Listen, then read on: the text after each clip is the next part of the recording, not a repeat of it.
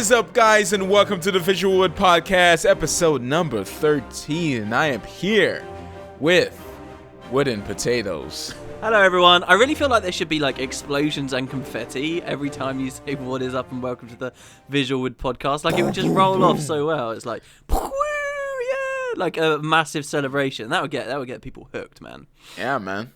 They'll just listen for those first 10 seconds, and then they'll just and then click it off. Yeah. It'll be great. I'm only here for the fireworks and confetti.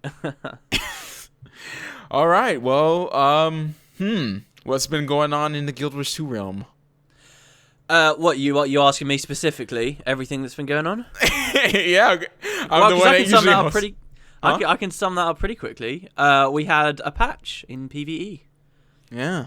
There you go. I gotta say, right, last week I was quite optimistic about like the Molten Alliance, not the Molten Alliance. Well, that just says it all, doesn't it? The Toxic Alliance, and you know how it could potentially be a new chapter for ArenaNet and stuff. Honestly, though, like a friend of mine in my guild came on our event yesterday and just sort of ranted at me for a bit about how we've just got another alliance, and I gotta say he was quite convincing. I don't know, my feelings towards the Toxic Alliance have waned a little already. I mean, it really doesn't look like we're going to get a big patch. This is starting off really low, isn't it? Well, it doesn't look like we're going to get like a totally new dungeon next patch. And I don't know how I feel about the Toxic Alliance at the moment. How excited I really am. But there's some type of boss battle at the top of the tower, isn't there? Yeah, but what's a boss battle? You know, the boss battle we get, isn't that just sort of standard to have a boss battle? Yeah. Does that redeem the whole patch? I mean by isn't it going to be a dungeon? Yeah, I think it's going to be. Well, this is the thing. Nobody knows. Like ArenaNet hasn't said any. The thing is, the reason why I feel like it's just going to be a regular 5-man dungeon, like everything else, is because they haven't said anything to the contrary. You know, if they had been saying, "Oh, we've got something really special going on," then maybe we could be expecting something different. But at the same time, it doesn't look that way at all. The one thing we've got to go on. Did you see the name of the screenshot? Like the file name? No. On their website. So, you know, they do like the pre-release images and, you know, a couple of screenshots and stuff. If you take those off of their website and look at what they're named, I guess you don't have to download the file, you can do whatever. But if you look at the file names, they're like, what are they called? They're called like random encounter.jpg or random instance or random dungeon. Like random is a word that's recurring, which suggests that maybe there is going to be something of, you know, an RNG element here where you go in and you're going to face like a certain trial or a certain room just the once, and then like, I don't know, that'll be somehow a core element of the dungeon. So we could be seeing something different with the dungeon, but who knows? Honestly, that's all we've got to go on. They could have changed from the regular stuff. All right, to bring everyone up to speed, the patch is called The Nightmares Within, right? And obviously we're going to be able to get inside of the tower. Now, I'm assuming that the tower is going to be like open world. I think it was confirmed that the tower is going to be open world. I'm thinking. What was it? And then, Are you joking? Huh? Say again? Are you joking? No. You gotta be joking. No, You're not joking. No. Well, what do you mean it was confirmed to be open world? I think it might be open world. Yeah. I'm talking about when you get inside, you're going to be able to see everyone.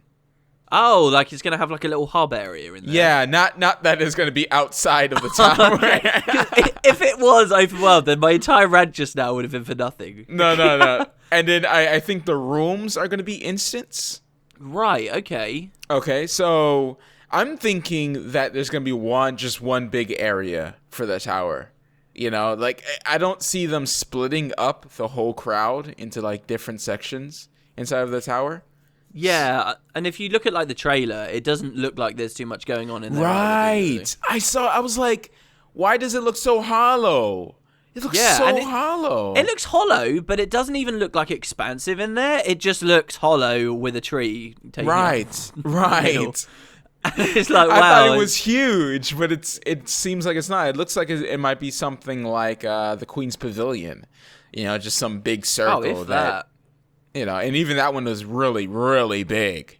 Yeah, that was huge. That was insane. I would expect this to be like, in my mind, I don't know, I haven't scrutinized the trailer too much. In my mind, it's sort of, you know, speaking of the Queen's Jubilee Room, that huge area we got, you know, the inner circle there that you would stand on, and there were the different people you could get buffs from. I sort of feel like the towers are that big on the inside. From the trailer, anyway. That's probably wrong. It's probably a bit bigger, but yeah, I don't know.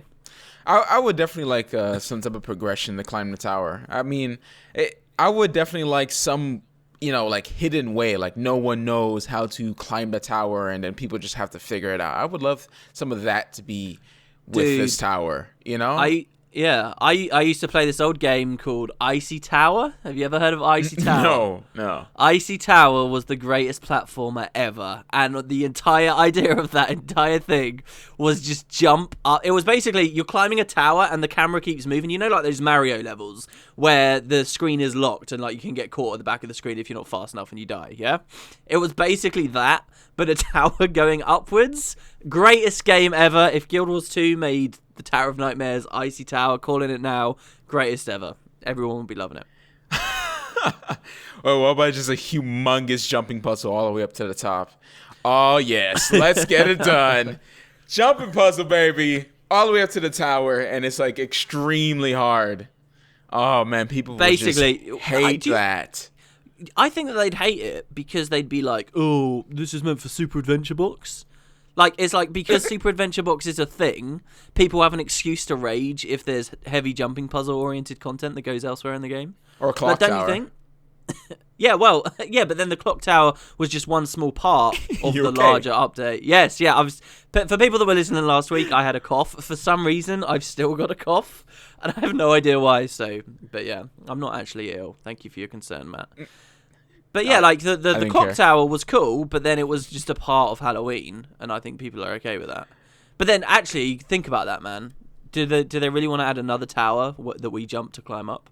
No, that'd be pretty funny. It's like, oh, we don't know what people want anymore, but they liked the clock tower, so we're just gonna add another tower that we can climb up.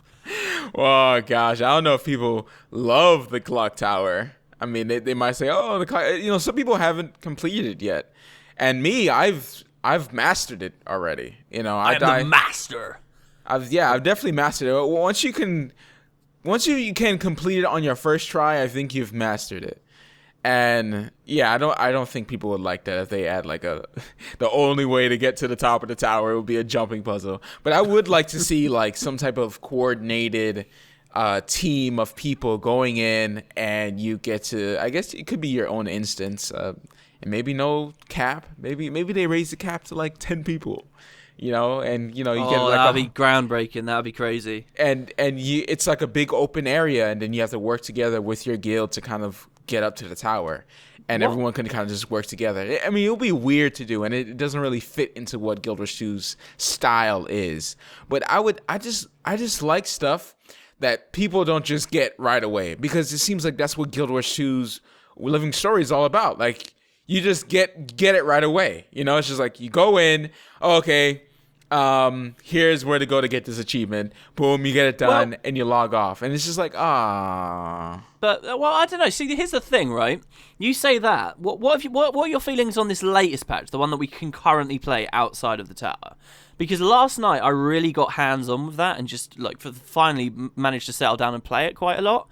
And this is a really grindy patch. Like, they really don't hand much to you on a platter in that patch. How much have you managed to, like, get busted around? Well, I don't mean like that. I mean, like, people, I don't know what I'm saying.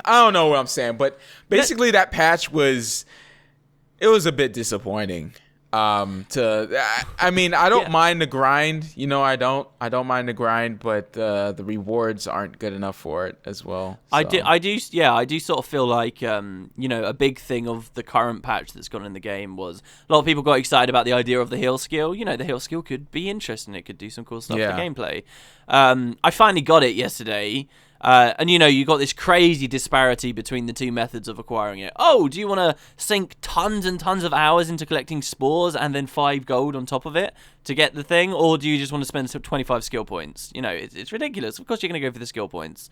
But, that aside, even when you get it, it's sort of it's like a minimum base heal kind of thing, comparable to like a signet heal on my Elementalist, which isn't meant to have a heavy active. The AoE component of it is very short range, and you don't get like the full effects of the heal. Like, it's just not a great skill, so I can see why that would fall flat for a lot of people. I still want the obelisk though, very much. I want the obelisk for my home instance. As much as we mocked it last week, it's like, oh. Yeah, skill point. It's at the same time, I do want that stuff just so that Oh I yeah, can, like, you know, I grab everything. every single meta achievement. I mean, I never Yeah. miss. I never miss it. It's just what do you do after the fact? If once you complete that, it's just like, oh, okay. You know what I think they've been smart with, and it's kind of annoying for, you know, in the first instance, but I think they have been smart recently where they'll say, look, you get the meta completion after 15 achievements, but there are actually only 11 available to get. So how do you get the last 4? Through dailies. And I think that's really smart because that is helping to counterbalance this insane community push in Guild Wars 2 where new content comes out, everybody floods to it, and within 48 hours they've all left it again. Yeah. Like, it's so huge. But, you know, by doing this, ArenaNet have actually... You know, they've stemmed the tides and spread people out more. I've come into this patch quite late. You know, I'm a week into this patch now. That could be disaster if this was one of the other patches. But because they've, like, forced people to come back on multiple days, because of the daily thing, I still found on my home server that, you know, the areas were populated at the right times of day. And I could do it. And I think that is smart. And that is still keying into, look, you just don't get everything in one day anymore. And I think we're probably going to see more of that. So I think they're on the right track with that kind of stuff, definitely. Yeah, it's also really good for, I mean, for if achievements are kind of long, especially, well, let's see, what's a good one of the scavenger hunt. If you don't want to do the scavenger hunt, it's like fine. All you have to do is log in daily and complete that one achievement, that daily achievement, and then it counts towards your meta. Yeah, so, right. You know, or meta. Am I saying it wrong again? No, meta. Just like beta, or how you guys say beta? I say beta. Beta. Some British people Beta. say beta. Beta. That's what it is. The beta. I'm like, oh my gosh. I'm in the beta. No, I've always said beta. Beta? I don't know. It sounds alright. Some people say it, but I don't. Hey, as long as you know what someone's saying, I think everything's fine. Boom! Anyways. Thank you. Bang on the money. That is the correct answer. Pronunciation doesn't matter as long as understanding is imparted. Thank you so much. Thank you. You're a wise man. Was that sarcasm, or you were just No, like... I'm being genuinely serious. Okay. I hate people that rag on about pronunciation, and people know that about me. Oh man, people rag on me about axe all the time. You know, That's because that's stupid. I'm gonna make a joke about that. I'm going to make a joke about it. It's gonna be really funny. Okay, so rewards. What are we getting? We're getting a gas mask, which I'm actually excited about. And you could change the color as well. Yeah, what's up with that? I saw that on your video. You're excited. Why are you excited about the gas mask? Well, see, I don't know. I feel like it's something different. And usually the headpieces are kind of all in the same. And so usually I hate headpieces because it takes away your beard. It takes away your hair. You know, what's the point? I'm bald now. What the heck is that? This one, it just covers everything, so it doesn't really matter, right? Plus, yeah, okay. I don't know. I think it's something different than the whole regular stuff that we usually see. You know, I can, you know, it kind of changes up the whole regular helm with horns and fantasy type stuff. You know, apparently one of the Viper's armor set that they're selling in the gem store at the moment, the new set. Apparently, the medium stuff. It's hard to see when you buy it on the gem store, but basically the leggings on that is just like a straight up mini skirt, just like no question about it. Sounds pretty cool actually, and that's made me want to. But that's like the one bit of armor now that I've seen in Guild Wars 2, and thought, yeah, I want to get that, and it's for the same reason because it's kind of different. I would say like gas mask doesn't dredge equipment, like isn't that basically a gas mask as well in game at the moment? If you get stuff from Sorry's Embrace. I think that's pretty much only if you're heavy though, and maybe even also only if you're like on a char or something. So yeah. I mean, new skins are fine, but there's another one, right, that a lot of people are finding quite funny to exist in the next patch. Do you want to read it? The next headpiece. You know what it is? Oh, you mean the aquatic helm? Yeah, out of the water. Helm. So you can have an aquatic starter helm while you're walking. This is the greatest Guild Wars 2 feature ever! Yeah, more skins. I mean, let me clarify. I'm excited for the gas mask, not that it's a reward. Okay, let me clarify, because it's just another skin. But you also get a Toxic Spore bat piece, which we haven't seen yet. But unless it's somewhere hidden inside of the screenshots, which I haven't seen. No, I don't think so. I've Yeah. seen it, So another back item. So. Hey, let's look. No. Let's not go there. The back items are a valuable commodity, and they prove that you were there during a certain area of the living story. And in a year's time, when your toon has children and your toon's children have children, you can say, "Look at my slick pack backpack. Yeah, I was there for the Scarlet Path." In and years' time, you'll get your wardrobe function. Then it will be worth it. And they slipped that word in, didn't they, on the patch notes? Yeah. I saw. I was like, oh, wardrobe. That, and then no, it's just that. I'm like, so what's your ideal wardrobe feature? Let's lay it out. All right. We'll put it on the table now. All right, let me put it. I put it on the table. Okay. So, what I want for a wardrobe feature. All right. Do you remember DC Universe? I never played it. You never played it? Okay. No. Take it from the top. Lord of the Rings also had something like this. Never played it. Okay. Well, what they had is that you can right-click an item, right, and just change the skin. You can right-click whatever you're wearing and just change to if you right-click a headpiece, you can change to every skin that you have worn, right? So complete separation from stats and skins. Mm-hmm. Right. And so you can just change it anytime you want if you're out of combat, whatever. Right. And there's also another way they can do is that they can have an actual section that it shows all your skins, kind of like the PvP locker.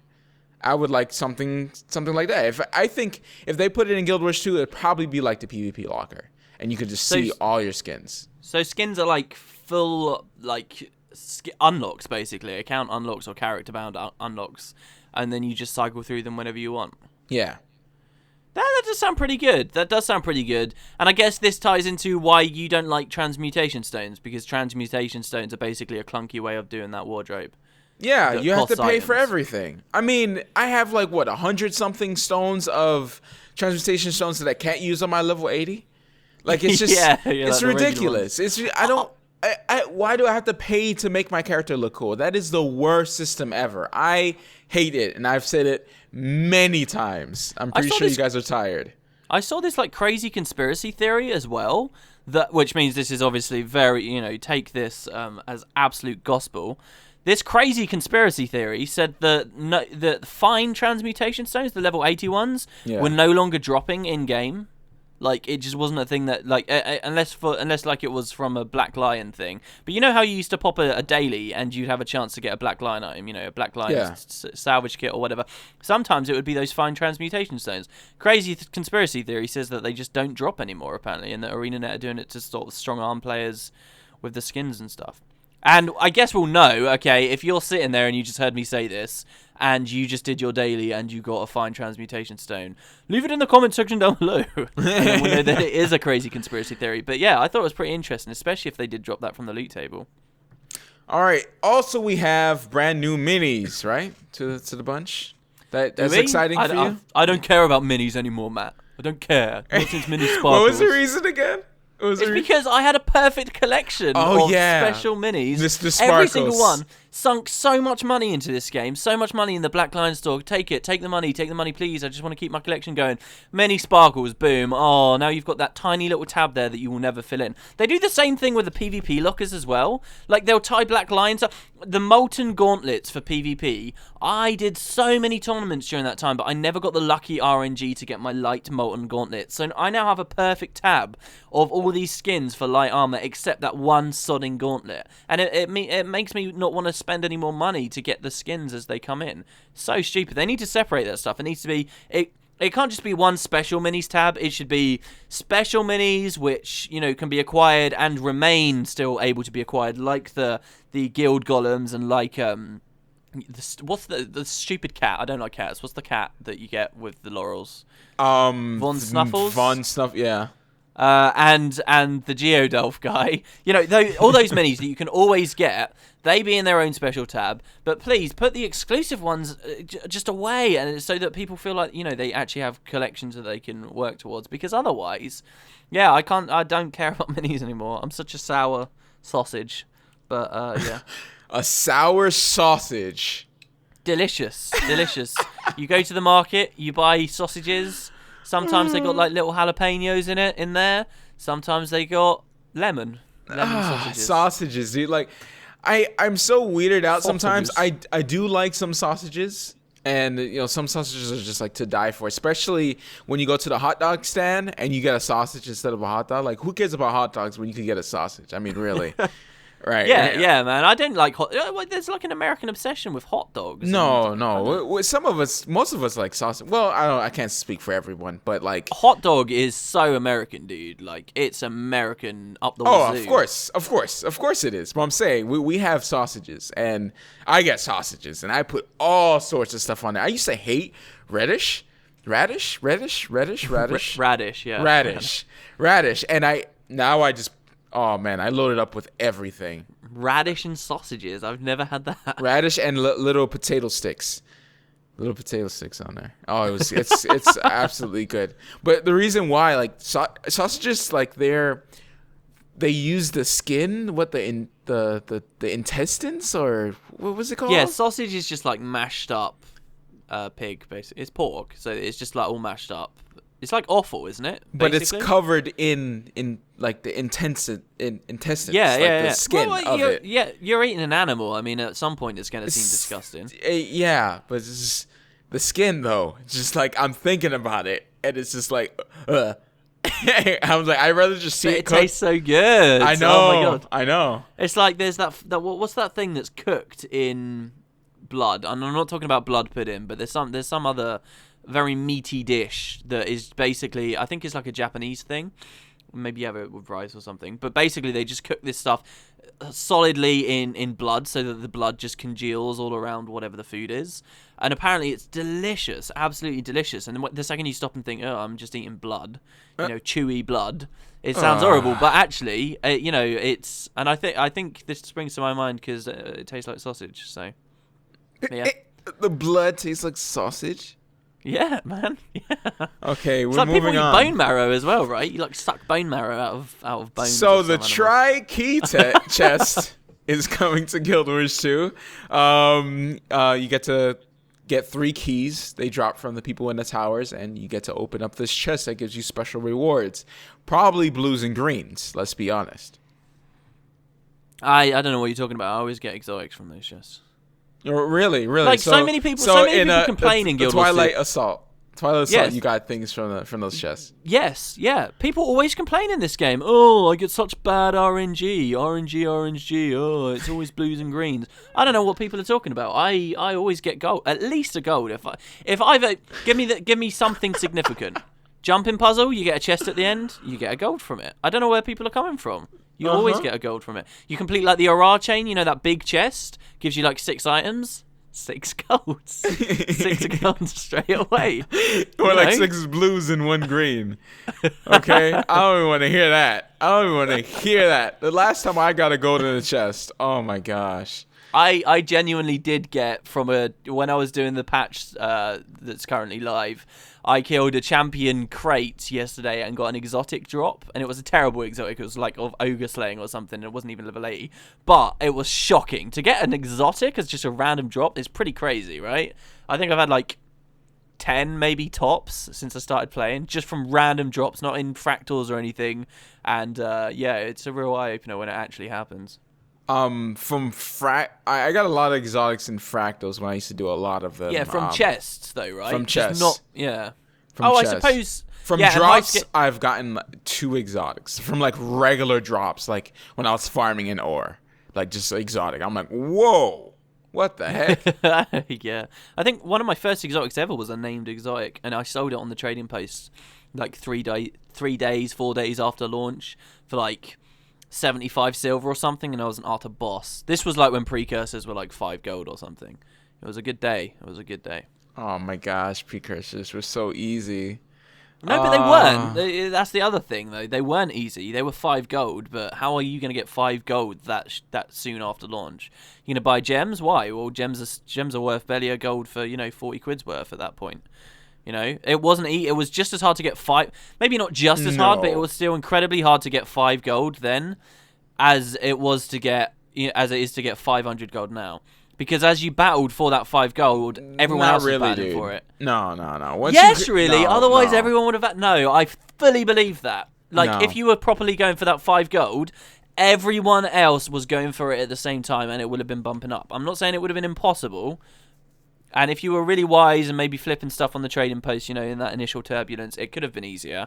But I do think it was still very out of reach. You get a couple gold just by completing the maps in Guild Wars 2. If you 100% the maps, you get a couple gold. Yeah. Or even more actually.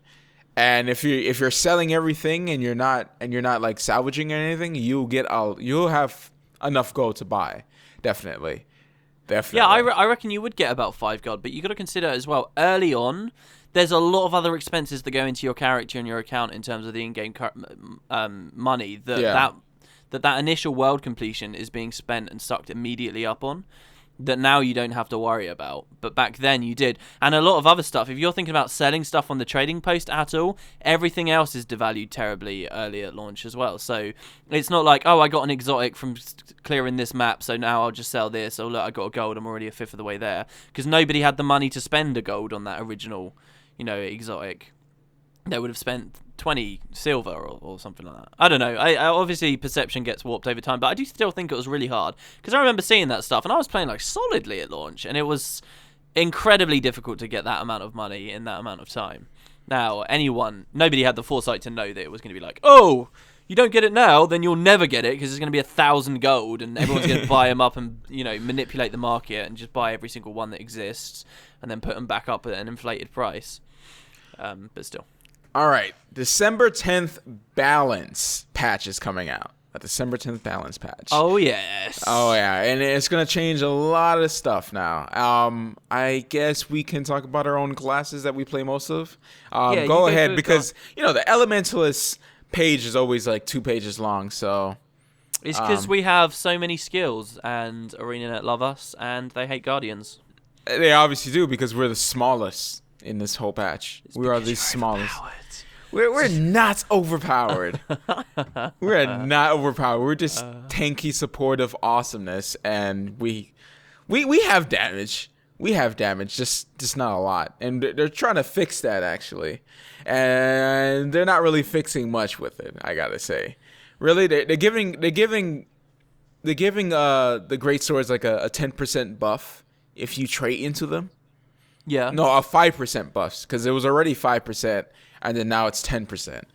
Little stuff like that. They are scaling healing power, which is going to be great for the supportive aspect of, Guardians, but that's pretty much it.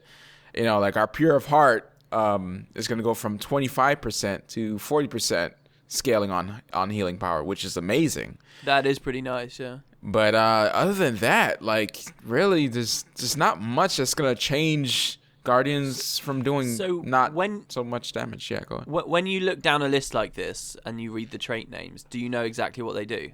So where it says Supreme Justice, number of attacks going from 4 to 3, do you know what that means? Because I don't on other classes.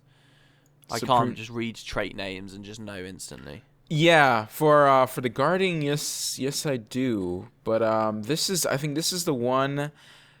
Hold up, this is the one where you can where the fire attacks are AoE, but I have to double check. Though. Because that one's been the reason why I mentioned that is because that one's being nerfed. Yeah, that's the damage trait and is being nerfed. So it's I don't get what they're trying to do there. I don't even understand. Anyways, what is yours though? They've been pretty good. I will say I really like that ArenaNet released this information early. So I can explain though why I think that the community is dumb and.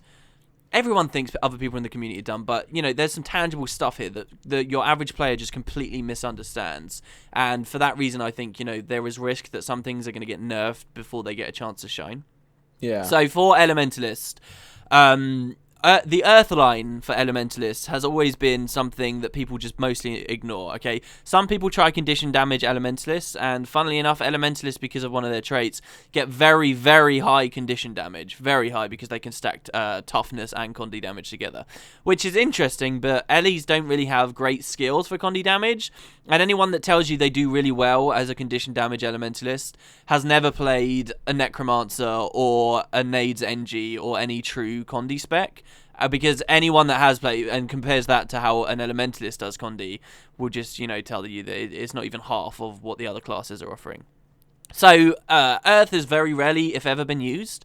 They released that one of the Earth Grand Master traits is being given a complete rework. It's going to be called Diamond Skin. I think it's already called Diamond Skin, actually. But the effect is conditions cannot be applied to you when your health is above the threshold of 90%. Okay, and now there's a lot of people. I always look at this stuff with a PvP perspective in mind. I balance patches for PvE really don't excite me that much. But for PvP, I'm always thinking about what this could mean, and this could open up some really interesting Ellie bunk specs that run heavy into Earth. Now that means big sacrifices in other lines, and then nerfing the other lines so that you don't get great stuff unless you spec heavily into them. So it'd be a tough build to run, just based on the fact it's an Earth straight away, but it's a really interesting concept. Now, the community, on the other hand, has seen this and been like, oh, this is a stupid hard counter to Condi play. We've got a really heavy Condi meta at the moment that nobody really likes. But a lot of people are trying to stop this. Well, some people are trying to stop this before it gets out the door because they hear something like immune and they think that that means there's no other plays to be made. But I'm actually really in favor of it, not just because I'm an Elementalist, but because it could shake up the Condi heavy meta, and it also means when you're playing a Condi class, if you're against a spec like this, you're now actually paying attention to the base damage on your skills as well as the conditions they apply, which is just not an element of the game we see at all right now. So I'm excited about that, but also, here's where I think people are just kind of, don't really understand the game that well, and then they say, oh, above 90%, this basically means an Elementalist is immune to conditions because they can heal themselves back up really quickly. How hard do you think it is to get an Elementalist down to below 10% of their max health? Easy? Yeah, it's really easy, and people don't appreciate that. Elementalist is minimum vitality and minimum armor class. Like, they are squishy as hell. Yeah. And 10% of their health, let's say you're a 17,000 health Elementalist. That's a lot of health for an Elementalist. You've properly spec'd into health somewhere, right? If you've got 17,000 health, then then someone has to do 1,700 damage to you to break through the immunity. That is not hard to deal with at all. If you have even the slightest bit of power on your spec with your Condi, even anywhere remote precision or crit on there, you're going to get through that very quickly. And yes, the Elementalists then might heal themselves back up and become immune again, but the trait doesn't cleanse conditions, and I think people underappreciate that too. If you're a Condi spec, you get the Elementalist down that 10%, it doesn't take very long, and then you drop a load of Condis on them. Bleeds, poisons, torments, blah, blah, blah. The Ellie heals themselves back up to 100%, but that doesn't cleanse their Condis, and all of a sudden all those Condis that are already on there just sack them back down again pretty quickly. So, like, in my mind, it's not going to be something Elementalists are attaining 100% of the time. And it's not something that can be easily traded into without big sacrifices elsewhere. And I'm really excited about seeing it. But it's been interesting to me to see how the community reacts to this kind of stuff, and how different my opinion can be based on, what I would explain as an understanding of some stuff, but other people would, Yeah, some people don't really understand how to counter things as well. There's always a counter for stuff, and people see it and they're like, oh, I don't want to change my Condi spec, I don't want to consider running another amulet, and isn't that the whole point, the whole flair of PvP, changing what amulet and the kind of build you're running based on enemy comp? Isn't that a part of build wars? Isn't that something that we're meant to find fun? And people just get immediate big knee-jerk reactions to it because they hear the word immune and they think that it's somehow a hard counter when it's clearly not. So yeah, and this has been how often are you on the official forums? Not often at all, but let me point something out just before. The Supreme Justice, it's not a nerf. What it did is your regular virtue causes burning every 5 attacks. Your trait reduces it down to 3 instead of 4 now.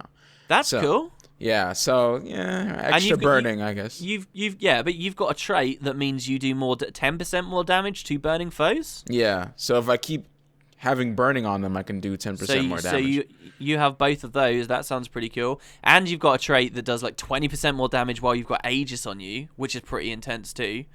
Yeah, well, I mean, that's when they don't hit you. I don't get that. But the thing is, when Aegis breaks now, it does damage, so that's also pretty good. But yeah, I'm not really much on the official forums at all. Is it good? Is it good? Well, that's the thing. Like, I usually avoid them as well. Like, they just feel like such a cesspit. I love the. I used to be so active on Guild Wars 2 Guru, and most of the times that I'm hearing about forums, like people on Guru are just like, yeah, no, it's really good that they exist because it drags, the kids and stuff away, and then we get to have reasonable discussions over on Guru. And I do sort of view it like that. I have a very pessimistic view on what the official forums are like. And this, in particular, has got me a little bit more involved with it, got me reading through the threads, got me seeing what other people were thinking, and, actually putting my own input down as well. And I gotta say, it's a really weird experience, and I was in it for a bit when these patch notes came out, and then I just stepped back immediately. I was like, no, I'm done, because I just get a bit too invested in it, I guess. But it's funny how the official forums do bring up so much rage, and Guild Wars 2 is not special in that way either. Like, all MMOs just seem to attract this horrible situation. And the worst thing is, the moderators are in a lose-lose situation, because either they have a terrible, terrible forum that's overrun by kiddies and people getting way too angry than they really need to. They need, if you find yourself getting really angry, you need to stop and think, right, what am I actually angry about? And if it's about like a video game, you need to stop. But seriously, how some people react on the forums. But I find it so interesting that the moderators have to deal with that somehow. But if they're too aggressive with it, then the other hand is everybody's just calling out, oh, the censorship, the mods just don't allow any criticism of the game. Yeah. And it's terrible either way, So, yeah, I've always avoided it until, this week where I dabbed in for a bit more. All right, that is it for Guild Wars 2, at least for the news. We're going to add a new section to the podcast. A new suction. Suction. A new suction. A new suction to the podcast. It is going to be what you've been playing. I think this is nothing new, obviously. We kind of do it anyway in the other podcasts, but what you been playing lately? Other than Guild Wars 2, obviously. Well, I've been playing. There's this MMO that came out last year. Other than came out Guild in Wars... summer. I wish I could. I wish off of the top of my head I could just give you a different MMO that came out last year. Oh, that would have been perfect. Okay, other than Guild Wars 2, people that have been watching my channel know that I've been playing a lot of an Xbox game, an old Xbox game called Zerg. I talked about it on the last podcast. I've been playing that pretty much exclusively all week. Except for Guild Wars 2, when I've been jumping in every now and then. That is what I've been playing. Also, do you remember we did a daily deal on... no, we didn't do a daily deal on this. But you know the game Electric... Super Electronic Joy? Yeah. Electronic I played Super it at Joy. PAX. Yeah. Dude, great game. I keep playing that just for the music. I just keep jumping back into it just for the music of that game. And that's the only other thing I've been remotely playing. But I've been super nostalgic about old Xbox games. I saw you mentioned that you had an old disc for Xbox One with Jet Set Radio Future on it and Sega. And Sega GT 2002, man. I have it. I was like, oh snap! I was listening off my Xbox. Actually, it's my wife's Xbox.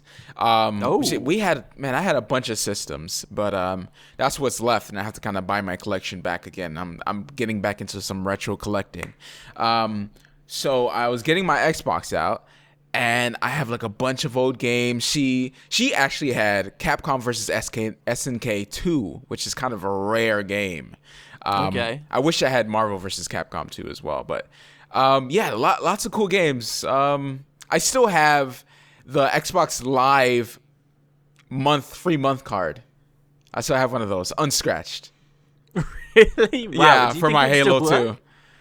For my Halo 2. Do you think it... Oh, well, no. Xbox Original Live is offline now, isn't it? So yeah, it used to be worth a lot of money because there was just no more trial cards anymore. And people were to, they'll pay double or triple the price just to play online, to play Halo and stuff. Yeah, but surely not more than it would just cost to get gold. Right? Right? No, it was worth quite a bit. Like not like over $100 or anything like that, but yeah. Wow, that's pretty crazy, man. Yeah. Yeah, they took it all offline. I was actually reading as well that Halo 3 has been more played on Xbox like this week or this month or whatever than Halo 4 has. Like, and that's amazing to me. Wow. That's come about because they gave Halo Not 3 away for surprised. Yeah, they gave Halo 3 away as like for free.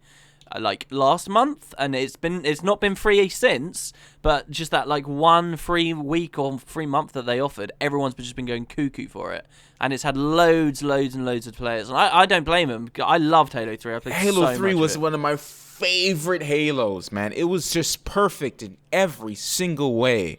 The matching system, everything was good.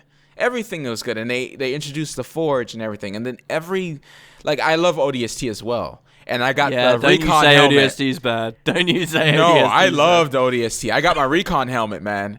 I remember waking up that morning and just playing ODST, getting all those achievements just to get that Recon helmet in Halo 3. Dude, they it had was one amazing. Do you remember like the one in Firefight that was just so hard on ODST? There was one where you basically had to survive on Firefight for like 3 hours or something ridiculous. And there was some other clause like you couldn't die. And it had to be like on legendary as well. Wow. And then at the end of ODST as well, there was the other one where you all had to be on the like mongooses with the iron skull on, so nobody could die, and you had to complete like that big long road section. Yep. Dude, ODST was, and the soundtrack was so good on that game as well. Oh, one of dude, my favorite video game soundtracks. Those were probably one of my favorite moments in video gaming. It was Halo 3 and ODST. I had the most fun playing those games, playing with the friends and gearing up, and it was just such a perfect. Like wow, you got the nostalgia goggles on. Yeah. Well, it's not really nostalgia because it's still there. Like people still play it. It's on Xbox 360. Well, yeah.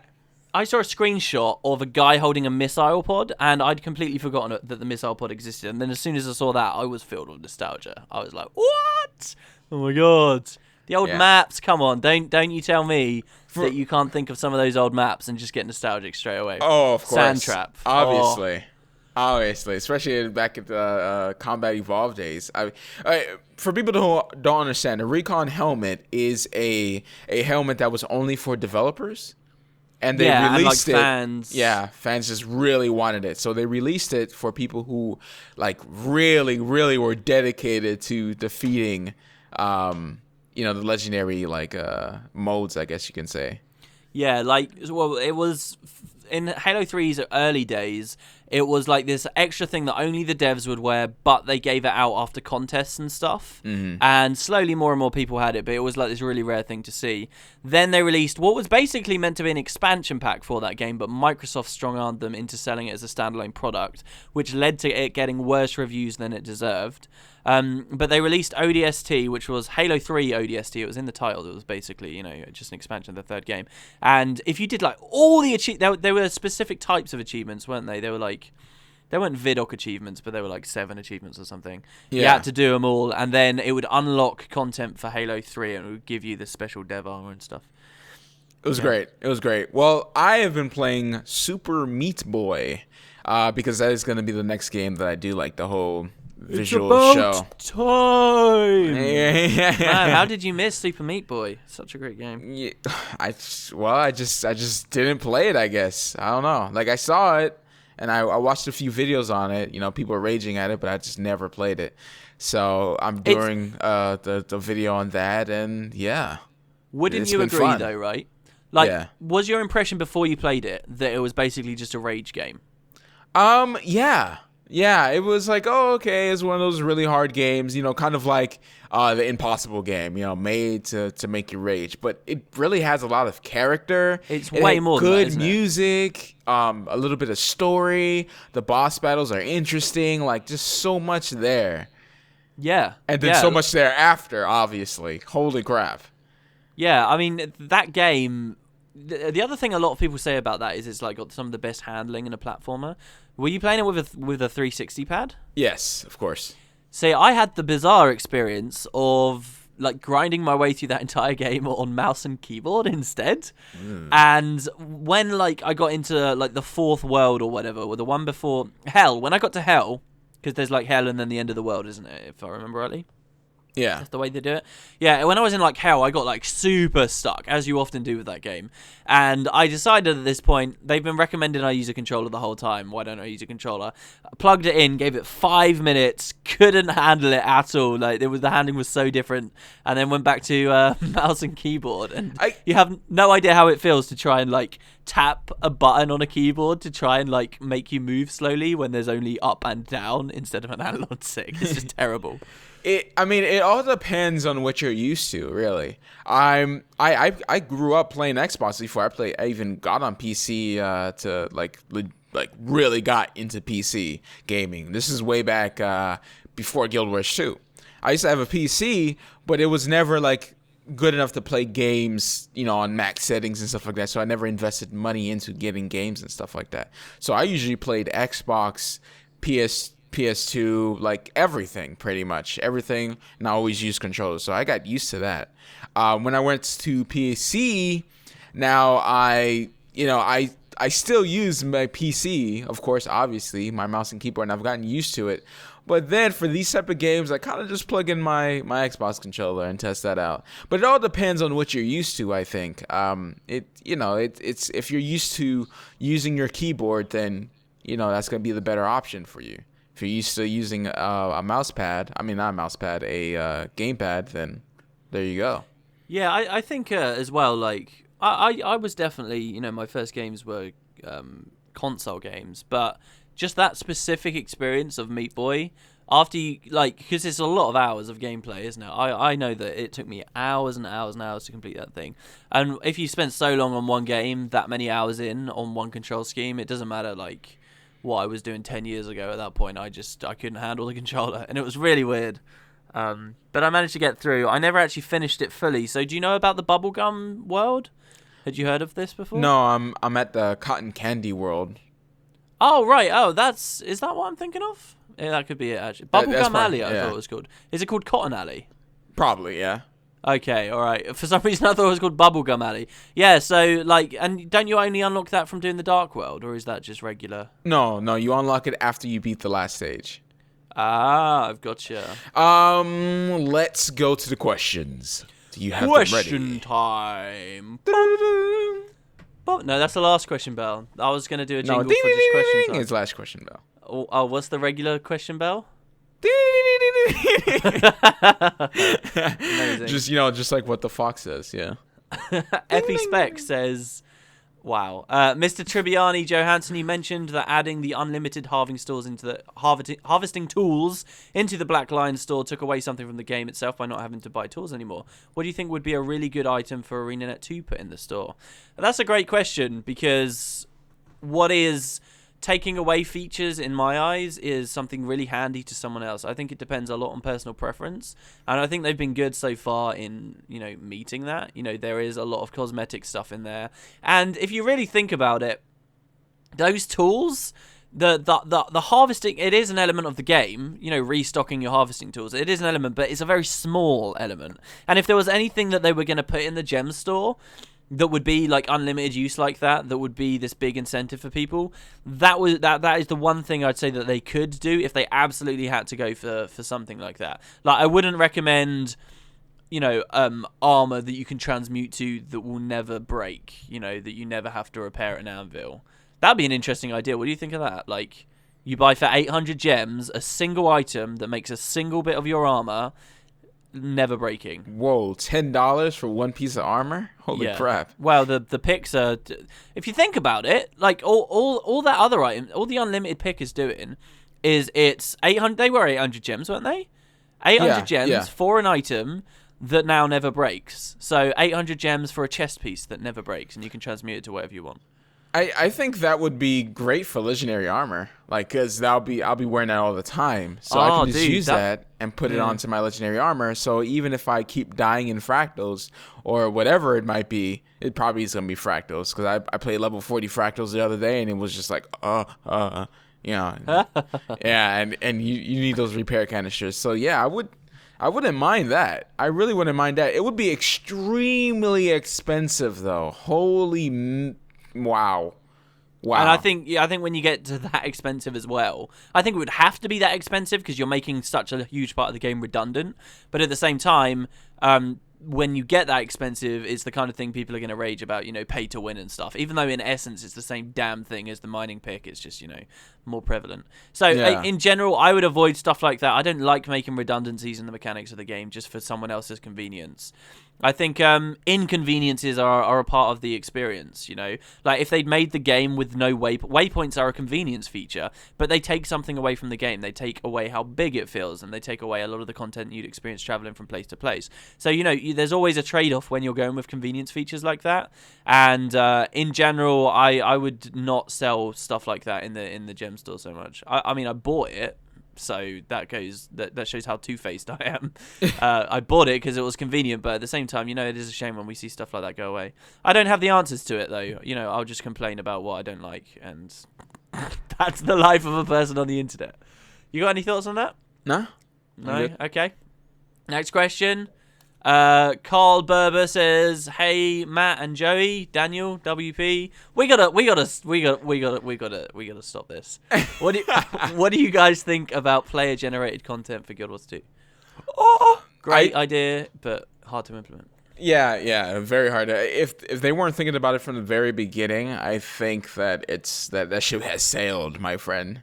That ship has sailed. I would have loved it. I mean, a good example that I've mentioned plenty of times before was Neverwinter MMO. I was about to say Neverwinter Nights again. Neverwinter. No, just Neverwinter. Neverwinter, and they added the Foundry, which is user-generated content that are like quests and stuff like that, and maps that you can go on, which have story and everything. It's great. Of course, you have to filter out all the crap and stuff like that. But I mean, for Guild Wars 2, like let's just say if they were to put it in somehow, if they were been working on this for like since the beginning of launch and they wanted to get on this idea, what would they have put in? Make their own dungeons, or make their own armor or weapons, custom skins? Probably not. People would just put boobies on their chest. In a small way, we already sort of have that. You get guild armor, which is your guild emblem, which is custom to you, sort of, in a really roundabout way. Here's my counterpoint to you. Mm-hmm. It sort of depends on the extent of that player-generated content, because one of the things you'd love to see go in the game is this billboard idea. Now, I submit to you that is basically player-generated content, and that is very much something they could implement into Guild Wars 2, don't you think? Yeah, that and customizing your guild hall or your that doesn't exist. or your house, or your personal home instance. If you can customize that could be considered user generated content. Or like in your home instance, you could upload a picture or something like that, or and put it on your bedside or something like that. I can see that working out. But yeah, definitely the billboard thing could be considered user-generated content because they're generating messages. But I'm pretty sure that's not what he's talking about or getting at. But I definitely don't think it would be put into the game, though. Yeah, it is too late. It would be crazy cool if Guild Wars 2 did have something like this. But we're talking about straddling that line of what is sandbox and what is not. A lot of people went into Guild Wars 2 hearing about the dynamic event system, misunderstanding the dynamic event system, and thinking this game was a sandbox. Which it's clearly not, and I think that was a very deliberate decision they made early on. And it's very hard to make something that's not a sandbox into a sandbox. It can be done. Like, if you think about, is this a fair comparison? If you think about like Gary's mod, basically just a mod of a theme park experience that turns it into a huge sandbox. But that's a complete revamp. It's just a sharing the same engine kind of thing. Like, you really have to strip away at the core of an experience to make it into a sandbox in the way I think a lot of people would want. Like, I wouldn't be satisfied or care. I've got to stop saying this. I wouldn't be that satisfied. It would be cool to have like custom dungeons in there, but it would have to be a really extensive feature for me to be really, enthusiastic about it. And this is all time they could be spending on making me an expansion instead, and I would pick the expansion. I have to say. I gotta say, I'm not really interested in custom dungeons for some reason. I don't know. No? Yeah. something soured you to it? Something Yeah, you I played before? think that's what it is. Just like dungeons have kind of just been like, you know. And I do enjoy them with friends. I do enjoy them. Like, okay, let's get a couple, you know, tokens or whatever to get this, whatever. But like, I don't know. Like, I feel like they're just there now. Like, it's just I don't care, and I don't care to go back in there. You know, so I don't see, like, the dungeons would have to be like revamped in such a way that it kind of changes it up a bit. You know, the whole like, okay, boss mobs, boss mobs, boss mobs. You know, I would like to see a little, you know, puzzles, I guess. I don't know, something changed in there. Maybe being drawn by the story, because I just don't care about the story in the dungeons. Yeah. I do feel like Guild Wars 2, they've tried some really cool stuff in their dungeons. It's just all really badly implemented. The new ones, yeah. They do have cool puzzles and stuff going on. They really do in a lot of them, but they're just badly implemented. That's the only problem with them. And especially once you've done it more than once, it just becomes a chore. Oh, we all have to press F at the same time. Okay, there we go, move on, kind of thing. And by the way, EverQuest Next is going to be user-generated content. So that's going to be very interesting. I can't wait to try that out. You've seen it, right? Yeah. Yeah. We were talking about it for like ages the other day. Yeah. EverQuest Next, for sure. Minecraft crossed with Guild Wars 2, basically, is the way I look at that right now. Yeah, pretty much. All right. The next question is from Parzi9547, who says, I got a question. What direction in terms of story or mechanics, etc., would you like to see Guild Wars 2 take in 2014? I mean, there's so many things that's going to be added next year, I think. So many things. I mean, that's going to be the year where you kind of see, okay, if Guild Wars 2 is going to really push all those things that they promised last year, you know, in 2013. Yeah, I mean, if Scarlet's dead and buried by Christmas, and that's like our Christmas present, and that like opens you don't like them her? up, well, it's not a distaste for her personally necessarily. Like, I think she's a semi-interesting villain, because she's got a bit of character to her. But this has moved so slowly. The main thing I'd like to see, the Living Story in 2014 is really speed up the speed at which the story's going. Like, we were introduced to Scarlet a long time ago. We were introduced to E a long time ago. And just there's been no conclusions, nothing. It's just slowly drawn out. And that's what's really holding it back. I want to see them stop jumping ship on individual stories, actually complete the stories in a timely fashion and base their stories on existing lore. That's what I want to see for Living Story. And in 2014, I also want to hear an announcement of an expansion, a solid continuation of the Elder Dragon storyline. And please, a new continent. It's so needed. But what I would like to see is that every time there's a patch out, you give more story, more than just like, all right, let's take this last patch for example. All right, we got into Cat 6 Hills, and then we played this little Living Story thing. That's it. That's all we got. Well, there was more than that. There was a little more with the Bloodstones, the reveal of those, and I have to look for that stuff. I don't care. Yeah, I don't care. Well, that's a catch-22. I don't care. I want more. I want more. Not necessarily I want more instances, but I just want more there. It's just like, okay, we followed the group, we killed people. Oh, this is what's happening. We broke the shield, and now it's there. Like, that's it. Like, there's nothing. I don't know. There's no story development. There's no getting to know the characters. Slow. Yeah, it's slow. I have to agree. It's slow, and I just, I like it, and I enjoyed it. It's just short, and after a while, you're not invested enough to really care that much about it. So. I saw one thread. I was shocked to see it. There's a subreddit, by the way, guys. There's a Guild Wars 2 subreddit, but there's also a Guild Wars 2 lore subreddit. And I was shocked to see that someone was actually speculating about Living Story content in a thread on that, and it was actually getting some traction the other day. And that is a real shocker to me, because nobody really cares about it.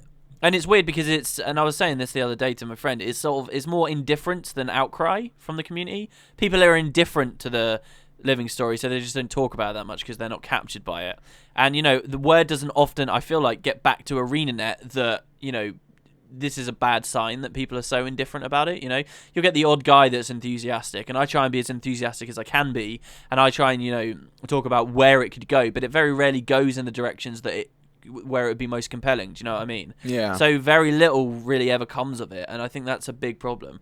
If they had a whole community of people really enthused and engaged with the story and constantly talking about where it could go, you can only imagine how much bigger Guild Wars 2 would be growing, and how much more excitement there would be for each new patch. Imagine a British dark villain, that constantly is there on every turn and constantly just messing up everything. Whoa. Why has it got to be British? Because everyone likes British people. But why's the villain got to be British? Because everyone likes British people. This is my opportunity to accuse you of racism. This is discrimination. British is a race. Is not a race. I'm so sorry. It's a race of people with bad teeth, white people with bad teeth. Uh-huh. It's a real thing. And they talk like Harry Potter. So, next question. Question 4 is from Honey Bunch Cuddles. Oh, what a phenomenal name. Honey Bunches of Oats. You have that cereal? No, Honey Bunch. Honey Bunches of Oats?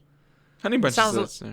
It sounds like a big motherly figure that would hug you or something. It sure tastes like it. How would you feel about a multi-party dungeon content in the game? If Living Story Dungeon is done by 3 or 4 party and has specific tasks to complete the objective. I love that idea. Dude, that would be so cool. Your party of 5 split into, 2. There's 2 guys off together and then there's 3 off. Oh, I love it. I've always loved that idea. That would be really cool, and I would love to see more of that in Dungeons. What about you? Anything that would change the mechanics to, build diversity. Okay, you're going to be with the thief, so you're going to build tanky so you could get in front of his attacks and try to keep him alive while he does damage and blah, blah, blah, blah. And this guy's going to build with this guy, and just have this multi-team build thing going on within one team. That would be pretty awesome. Was he talking about multi-parties as well, or just multi-party dungeon content? Yeah. Oh, so he might be thinking about more than 5 people. Oh, okay. Yeah. Well, we almost dipped into this discussion earlier, but we sort of didn't go the full hog. I don't think that's very smart. I think the game's combat gets really bad when it's Zerg combat. It's not fun. It's just spammy when it's Zerg combat. You're spamming something and then you get one shot. You're spamming something and then you get... That's what the combat is when it's in big numbers. I think 5 is already pushing it for the amount of skill effects that are going off all over the place. It's already pushing it for the amount of synergy and attention you can pay to all of your allies. So, no, I'm not in favour of that. I think keep... 5 is the magic number. Keep it at 5... for your dungeons, and if possible, encourage those 5 people to split up, like we were saying at the start of this question. I think that would be amazing. More than that, I don't know. I can appreciate the excitement. I mean, are you a bit more on board with that idea? Yeah, I see. If they're split up, you don't have to worry about the Zerg combat.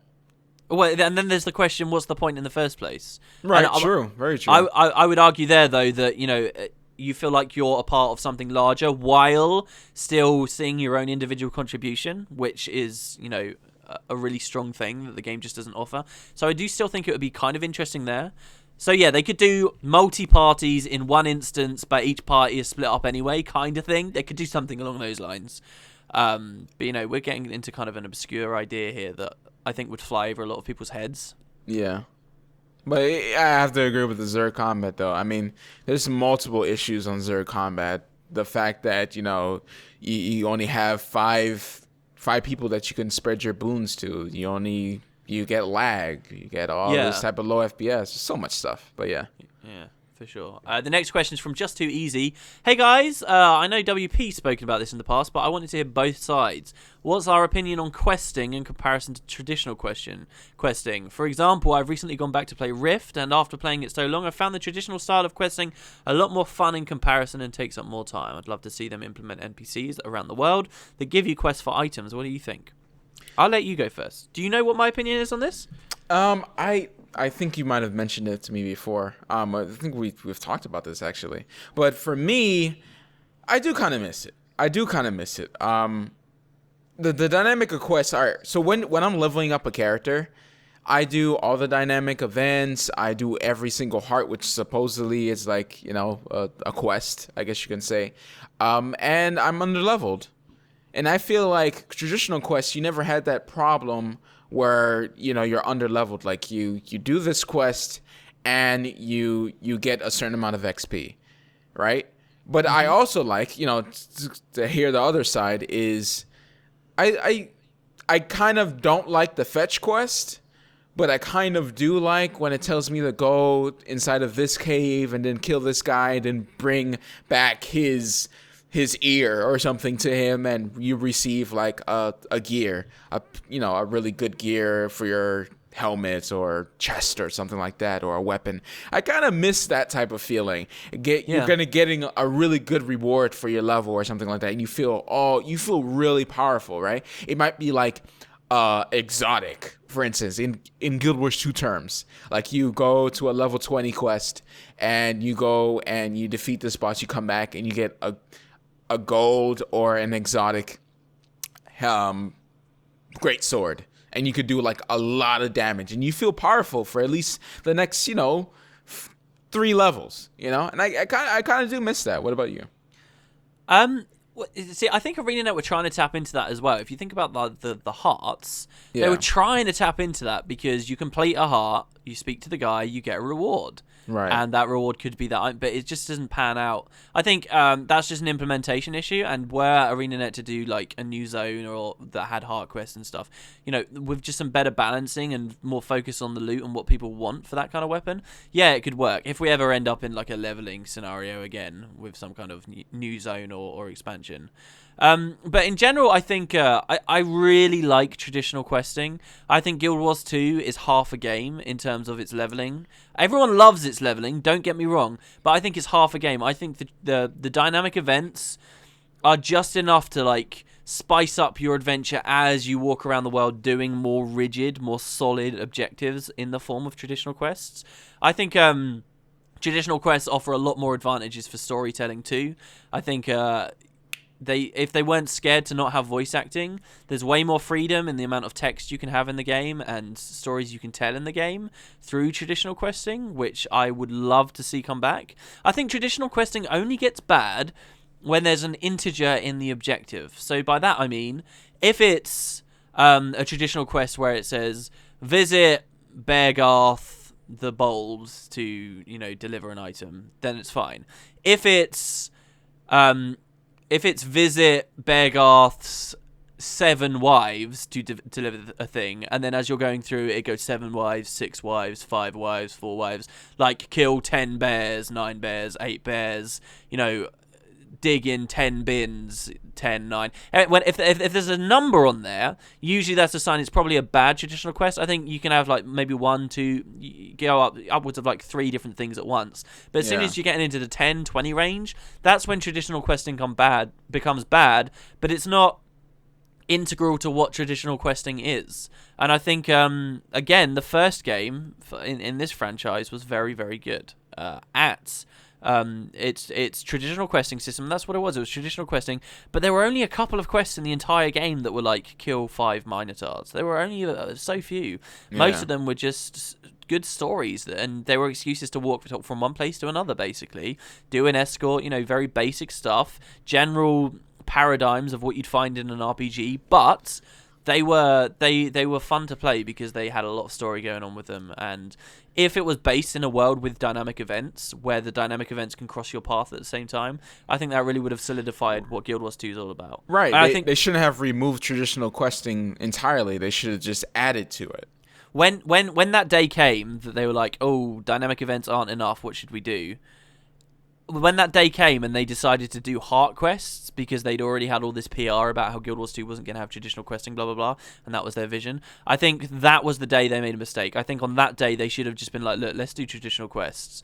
Let's not do this weird thing with mail and the hearts. Traditional quests would be perfect alongside this, and we can prove it. I think that's what they should have done. And think about, like trading up. There's loads of like little mechanics as you level, buying a new manual. What if, as you play through Guild Wars 2, instead of just speaking to a random vendor to buy a new manual, right? Instead, you had a quest that unlocked your your master tier traits, and then your adept traits, then your master, and then you had a really good profession quest at the end that gave you your grandmaster. Wouldn't that be cool? And depending on your profession, it's a different quest. I mean, it's always good to kind of speculate. Wouldn't that be cool? But then at the end, you get tired of just doing it over and over and over again, right? As well. But I would have enjoyed it, and I've kind of missed that because you go to Queensdale, and man, I love Queensdale, but you go in there and you feed cows. Like, I don't care about that. Like, it's just like, why not go save a little girl from the cave or something like that? No, I don't care. It's just that it doesn't give me enough XP. That's what I care about.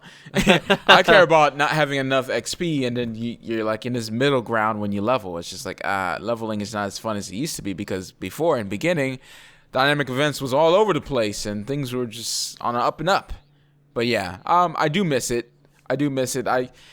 I would love to see like a new area, and then they kind of change up how they do the questing and the dynamic events, and they kind of switch up that area for the new areas. At least. The other thing that I really missed that they had in the game for a while. I really hope I haven't talked about this on a VisualWood before, but you can tell me if I've told you about it before. The old skill system they used to have in the game. You know how now we just on the topic of you just speak to an NPC to unlock more traits and stuff, when that could have been a part of content, that could have been a part of quests and stuff. You know how to get skills in Guild Wars 2, you just open your hero panel and you just buy it meaninglessly, and then that's it. I liked what they originally had in the game was they had like different tiers of skills, and you could purchase different skills from different vendors. Yeah. And you know how as you're walking around Guild Wars 2, you see generic merchant, and you never want to check the merchant to see whether they sell anything cool.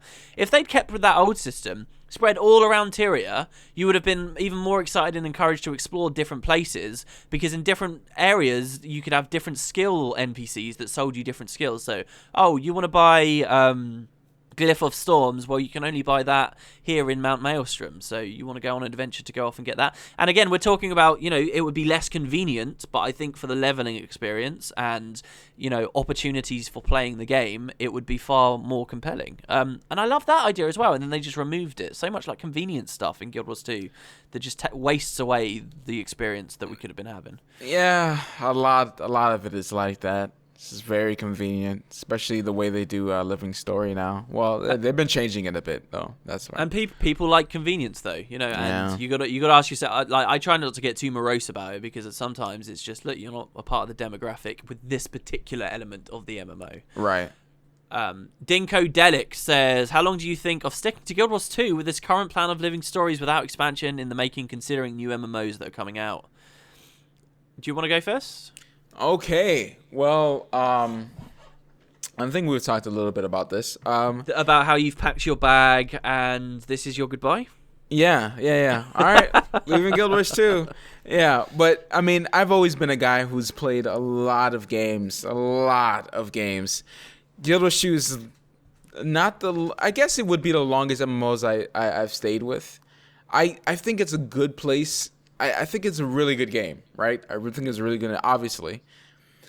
But the thing is, the way how it's going with the Living Story, it's getting better, but sometimes you'll get those patches that'll be like, this is kind of like, okay. Depending on how this tower one comes out, I don't know, man. If they continue on this path, they may just be a niche, They may just be like, a couple 100,000 people play it, but it never will get to the millions. But if they come up with an expansion, they come up with end-game content, whatever, quotation marks, what people think is end-game content to them, and add new areas and new classes, that may bring old people back, and then new people, and maybe they can change it. I mean, it's all up to Guild Wars 2. It's all up to Arena if they're going to create the game that's worth playing for a long period of time, instead of people logging in and then logging right back out after they get their meta achievement. That's a constant problem, because they don't want to do anything else in the game. They just come there for the patches, have a good laugh, and then just log right off every 2 weeks. Yeah, I still think Living Story is fantastic, but it's fantastic to hold an audience while an expansion is in the work. It does depress me to think that this is all just wasted time because nobody's going to miss the Living Story stuff that's coming out. Yeah. Like if it's not grabbing people, then and it's not like. But the thing is, Guild Wars 2's growing. I think I'm actually quite lenient with how long I'd stick with it. I would still be here 365 days from now, even if I hated every single Living Story update that came out. I really do think I've got easily a year of waiting in me with this game, hoping to trust, because like Living Story is so new and it's so weird and it's so different, and we've been in the thick of it being developed and stuff, so it feels like it's been ages, but we're looking at 4 or 5 months that they've been doing it on the 2-weekly schedule. That's not that long really for them to address what might be working. Like people will have, I have an issue with the pacing of the Living Story right now. I feel like it's a little bit too slow, and I think it's hard to get invested into it, whether that's because of the characters we're dealing with, the stories we're dealing with, or the pace itself. Whatever, there are problems with it, but they haven't actually had that long to address it. And I because it's so weird, and because I'm such a big fan of the game, I would still be here a year from now, even if they were all terrible, hoping that the Living Story gets better. I think anywhere over a year, and it's just been bad Living Story. And I did a video where I was talking about Nightfall and how just fantastic I think the story of that game was. If we're not getting closer to those standards after a year or so, then yeah, maybe at that point I'd start considering, okay, am I really still having fun with Guild Wars 2? But these are things that I wouldn't want to plan in advance, and particularly when it comes to new MMOs. I'm not that invested in other MMOs because I don't know that much about them. And yeah, they sound interesting to me, but I might casually dip in. But aside from I never even answered the question. I'm going to be staying. I'm not going to leave. I mean, like I said before, you buy and then you don't have to pay a subscription fee. Yeah, like does it really matter? There's no leaving. There is no leaving. I mean, I'm always going to play Guild Wars 2 every patch that comes out. I mean, like next year, there is a breaking point. Yeah, there is a breaking point. Like it's just like, okay, other MMOs are coming out. We could talk about this. Other MMOs. Elder EverQuest Next is coming out, right? Elder Scrolls WildStar is going into beta. WildStar and Elder Scrolls is going to have a subscription fee, so I may try it out. But paying a monthly fee, yeah. See, that's the thing. Yeah, I would I've have never to actually play it. Yeah, I have to actually play it for me to justify me paying $15 a month. So the game is all about if the game captures me. Like, it's like, oh my gosh, I want to play this. I give the example of League of Legends, right? League of Legends, I go back and I keep playing League of Legends a lot. Why? Because I like the gameplay. I love playing it. I love getting fed. I love playing with friends. That never changes. If you're not having fun with Guild Wars 2, then that's where your issue is. And when it stops being fun, that's probably when I'll stop playing it. Yeah, I mean, it's as simple as that. I don't think anyone really plans it that far in advance. Yeah. I don't think about it too much either. But, I would like to see improve. If the question is, are current Living Story attempts enough? I actually think maybe not. I would like to see improvements to it. It has been improving, so I mean, there's only up from now because it used to be garbage, and it's for me, in my opinion, it's been improving a lot. And well, see, that's the thing. But then Toxic Alliance, another alliance. Like, I'm not enthused by it at the moment. What's this whole thing about alliance? Like, I don't even track that crap. Alliance, another alliance. I just think it's just an enemy. It's all one block of enemies to me.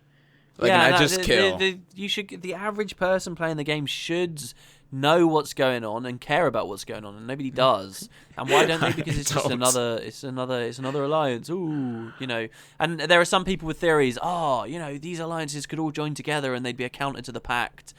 And to me, that doesn't even sound that exciting, because what does that mean? I don't know. Everyone's together. I mean, you see those invasions, like everyone's there. Molten, everybody, Clockwork. Yeah. All right. The next question. I'm actually going to jump forward a little bit. Okay. Malik says, "Hey Matt and WP, do you flush or wipe?" See, this question is a bit it's a bit weird, because it's like, okay, if you wipe, then you don't flush. If you flush, then you don't wipe. Like, why can't I do both? Well, because that's what we were talking about last podcast. Do you remember? Was it? Oh no, it was in the Stanley Parable, I think.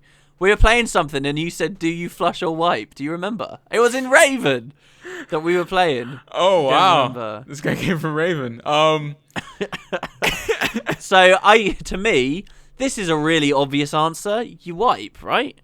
What would you rather do? Not wipe after you've been to the toilet, but you get to flush it, or just wipe and then not flush? I guess the point is, I mean, if you're living like alone in a house, eventually it's going to pile up. And you have to like take a bullet. Exactly. So it just starts. The house starts smelling like crap. I mean, you can flush and then go take a bath. A bath, the shower. No, why would you? No, that's like the one situation where I'd rather shower than bath. Jesus Christ! No, I would. I would wipe 5 times, and then flush the second time, like the 6th time. But on the time when I flush, I would like leave a little bit so I can go again very quickly, and then I would wipe. Hold up. When you think about bathe, we're thinking of bath. You're talking about being submerged into water? That's what you're thinking of? Yeah. Okay, I say bathe and shower is the same dang thing. I never submerge myself into my tub. I think that's weird. Why is that weird? It's not weird, but like it's so much trouble. You gotta run a bath and then you're soaking in your own filth. Like I don't want that. I have lived most of it, not anymore, but I have lived most of my life, I've got to say, in a place without a shower. And that's just how I've cleaned myself. Really? Most of my life, I would say. It's so weird. I've always had showers. Always. I prefer showers. They're more convenient, definitely. And I like that I've got a shower now. But yeah, pretty nice question there, Malik. There's a bit of an insight into us. Mm-hmm. Question 10, which says 10 last, but then there's a question 11 as well. It's Unreal says, will you guys be getting a next-gen console? I decided to wait. I really wanted to get either one of them. I mean, for me, like I'm not into this hype of all beat on Xbox. I'm not into that. Like, oh my gosh, Xbox did so much wrong. They hurt my feelings. So I'm not gonna buy their system. No, but they did do everything wrong. I'm not buying their system. I'm not into that. But I do like the exclusives for PS4 as well. They have Naughty Dog, they have Quantum Dream, and it's just like those are the ones I really buy. And when I had an Xbox 360, and I mostly played Xbox 360 in the last generation, I always end up buying a PS4 because I wanted to play exclusives. I don't really have that for Xbox, but even though Xbox this time around has better exclusives than PS4, it's just really, for me, it comes down to the games. And what I'm going to do is I'm going to wait. I'm going to wait and see what games come out. When enough games come out, then I'll buy a system. And I'll pick which one I want. And because right now, this is all speculation. Oh, what is Xbox going to do once they sell their system? Are they going to go back and start doing, shady stuff? Is PS4 going to start doing shady stuff? Is Sony going to, sell out? It's going to happen. I mean, right now, Sony's getting a lot of good PR, but it doesn't mean that Sony's not going to do anything bad. And the holy people, yeah, right. Please. They're a company. It's going to happen. It's going to happen. So I'm going to wait, just like I did for the 3DS. I waited to get my 3DS until I saw games. Yeah, that's what I was thinking of, yeah. Yeah, I got it for Pokemon and all the other games I've been wanting to play. Kingdom Hearts, Dream Drop Distance, and all that. What about you? I like how quickly you transitioned into the what about you. I was just thinking as well, like, so instead of buying one, you're instead treating yourself to a graphics card, right? Yeah. So exactly. Which because I get to play a bunch of free games, MMOs, better quality on my videos. Well, sort of, I guess, more FPS. And I can play there's so many games on the PC. So many games. There's a huge library that will always be there. For Xbox One and PS4, there's going to be this like small little library that's like not even exclusives to only consoles. There's like a bunch of stuff for PC.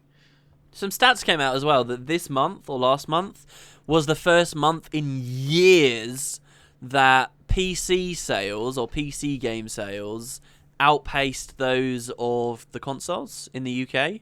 I don't know how they grab those stats. I really don't. But yeah, so that was pretty interesting for me to hear as well. That maybe the PC's growing at somewhat of a reasonable pace.